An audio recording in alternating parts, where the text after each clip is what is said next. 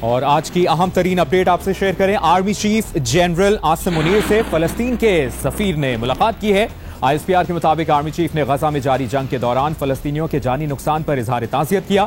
Army chief نے اسرائیلی فوج کی جانب سے معصوم شہریوں کے بے دریغ قتل پر اظہار تشویش کیا۔ آرمی چیف نے اسرائیلی فوج کی جانب سے شہری آبادی کو نشانہ بنانے پر تشویش کا اظہار کیا ہے۔ آرمی چیف نے اسرائیلی فوج کی جانب سے اسکولوں، یونیورسٹیز، امدادی کارکنوں اور اسپتالوں پر حملوں پر اظہار تشویش کرتے ہوئے کہا کہ غزہ سے فلسطینیوں کا جبری انخلا انسانیت کے خلاف جرائم کا عکاس ہے۔ آرمی چیف نے کہا کہ عالمی برادری اسرائیلی فوج کو جاری مظالم کی حوصلہ افزائی سے باز رکھنے کے لیے متحرک ہو۔ آرمی چیف نے 1967 سے پہلے کی سرحدی بنیاد پر قائم فلسطینی ریاست کی حمایت کا اعادہ کیا اور کہا کہ اسرائیل کی خود غرضی اور تنگ نظریے کے تحت جبر ہو رہا ہے۔ اسرائیلی فوج کے مظالم انسانیت اور شہری اقدار کی خلاف ورزی کے عکاس ہے۔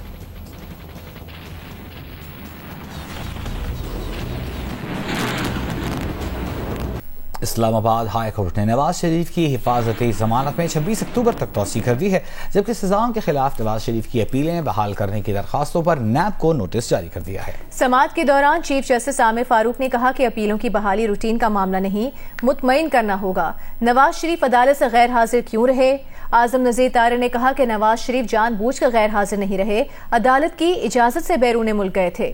چیف جسٹس نے نیب پروسیکیوٹر سے کہا کہ وہ پھر پوچھ رہے ہیں کہ کیا نیب نواز شریف کو گرفتار کرنا چاہتا ہے، جس پر نیب پروسیکیوٹر نے کہا کہ نہیں، وہ نواز شریف کو گرفتار نہیں کرنا چاہتے۔ چیف جسٹس نے پھر سوال کیا، کیا نیب کو نواز شریف کی حفاظتی ضمانت پہ توسیع پر کوئی اعتراض نہیں ہے؟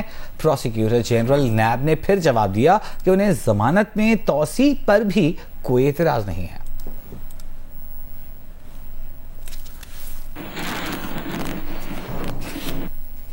سابق وزیر اعظم نواز شریف نے توشہ خانہ کیس میں اسلام آباد کی احتساب عدالت میں سرنڈر کر دیا، جس کے بعد اسلام آباد کی احتساب عدالت نے نواز شریف کے دائمی وارنٹ منسوخ کر دیے۔ سماعت کے دوران نیب پروسیکیوٹر نے احتساب عدالت سے نواز شریف کے وارنٹ مسترد کرنے کی استدعا کرتے ہوئے کہا، عدالت وارنٹ مسترد کرے گی تو ہی کیس آگے چلے گا۔ دائمی وارنٹ منسوخی کے بعد نواز شریف کی قانونی ٹیم نے عدالت میں 10 لاکھ روپے کے مچلکے جمع کرا دیے۔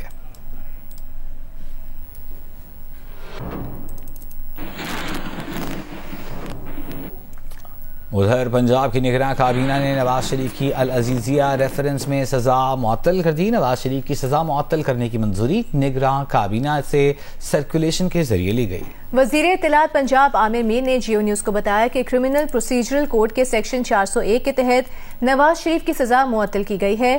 2019 میں نواز شریف کی لنڈن روانگی سے قبل بھی اسی قانون کے تحت سزا معطل کی گئی تھی۔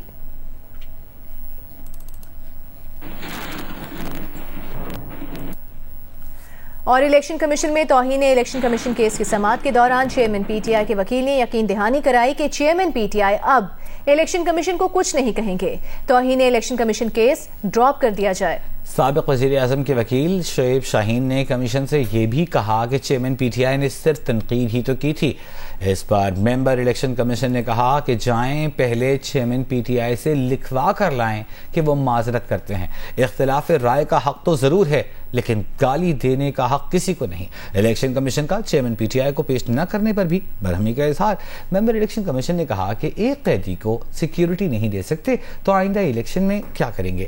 آئندہ سماعت پر سیکرٹری وزارت داخلہ کو طلب کریں گے کہ وہ کیسے کہہ رہے ہیں کہ الیکشن کمیشن کیس سننے کے لیے اریالہ جیل جائیں۔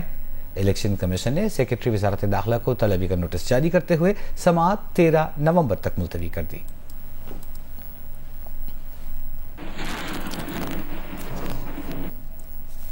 پاکستان تحریک انصاف کے صدر چودھری پرویز الہی نے کہا ہے کہ Nawaz Sharif 2 number Nelson Mandela بننے کی کوشش کر رہے ہیں۔ 2 نمبر منڈیلا پہلے اپنے بھائی سے مہنگائی کا حساب لیں۔ گجرانوالہ اور اسلام آباد کی عدالتوں میں پیشی کے موقع پر گفتگو میں چودھری پرویز الہی نے کہا کہ الیکشن تو انہیں کرانے پڑیں گے اور الیکشن میں انہیں پتہ لگ جائے گا۔ تو کرانا ہی پڑے گا۔ میاں صاحب واپس آ گئے ہیں، فاختہ بھی اڑا رہے ہیں، کیا پیغام دے رہے ہیں؟ میاں صاحب 2 نمبر کا نیلسن منڈیلا بننے کی کوشش کر رہے ہیں۔ سر بتائیے کہ آپ کے ساتھ کیا کچھ ہو رہا ہے؟ خان سے پسند کب تک دیں گے آپ؟ ہاں جی، خان سے پسند کب تک دیں گے؟ ساتھ کب تک دیں گے؟ کوئی کمی 5 مہینے سے زیادہ ہو گئے ہیں، آگے بھی یہ تو آپ دیکھیں گے نا انشاءاللہ جب الیکشن ہوئے نا پھر ان کو سمجھ آئے گی کیا ہوا۔